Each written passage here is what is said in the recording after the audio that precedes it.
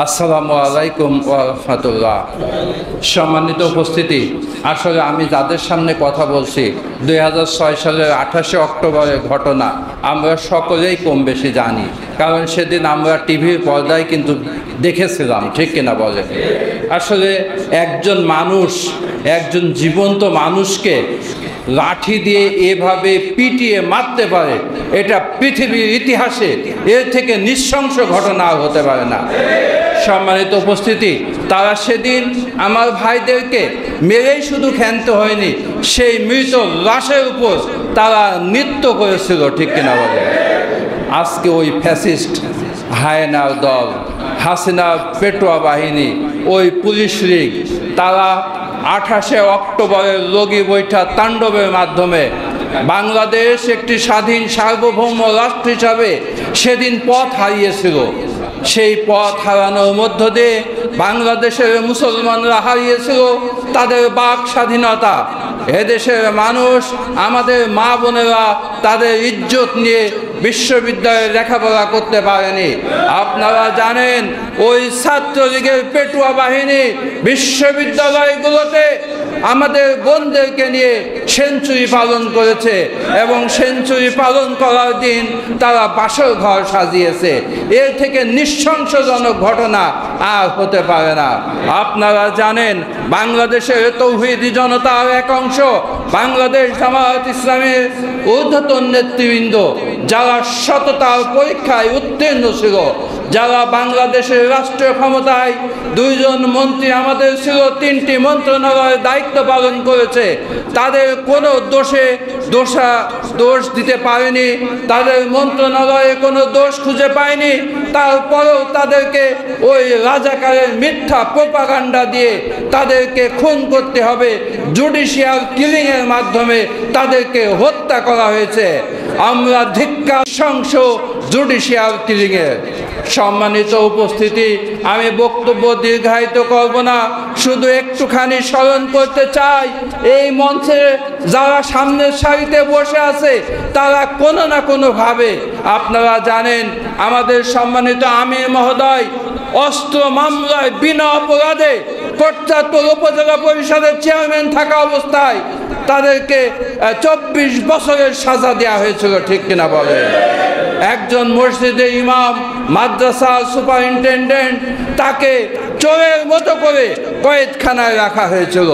আমাদের নায়েবে আমির জনাব মুয়াবিয়া হোসাইন, তার ভাইকে শাহাদত বরণ করতে হয়েছে, তাকে উপজেলা পরিষদ থেকে মিটিং চলাকালীন ধরে নিয়ে যে চোরের মতো করে পিঠ বেঁধে তাদের 17 বছরের সাজা দেওয়া হয়েছিল, ঠিক কিনা বলে?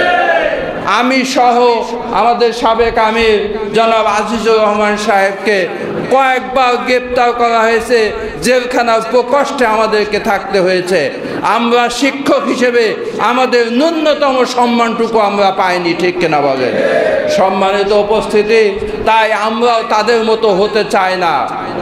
আমরা, যারা আমাদেরকে অত্যাচার নির্যাতন করেছে, আমরা বিশ্বাস করি আল্লাহ রব্বুল আলামিন তাদের মনের ভিতরে এমন ভয় ঢুকিয়ে দিয়েছে।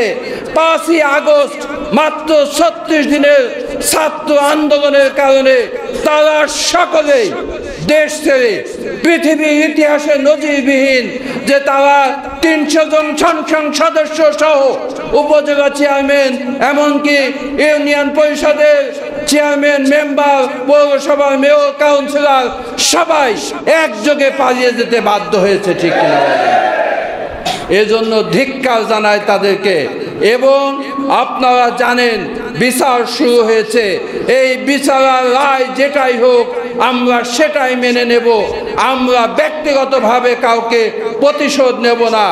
আমরা যারা এখনো আওয়ামী লীগ করে, যারা তৃণমূল পর্যায়ে আওয়ামী লীগ করে, আমরা রাসূলের সুন্নাহ মতো বলতে চাই, কারণ আমরা জানি পৃথিবীর ইতিহাসে সবচেয়ে বিজয় হয়েছিল মক্কা বিজয়, বিনা রক্তপাতে মক্কা বিজয় হয়েছিল, ঠিক কিনা বলে?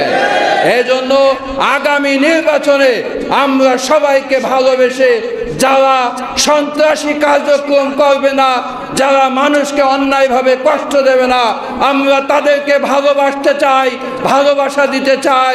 আমরা ভালোবাসার মাধ্যমে তাদের মনকে জয় করে আগামী নির্বাচনে ইনশাআল্লাহ ইসলামী কল্যাণ রাষ্ট্র গঠনের জন্য সর্বোচ্চ চেষ্টা করব।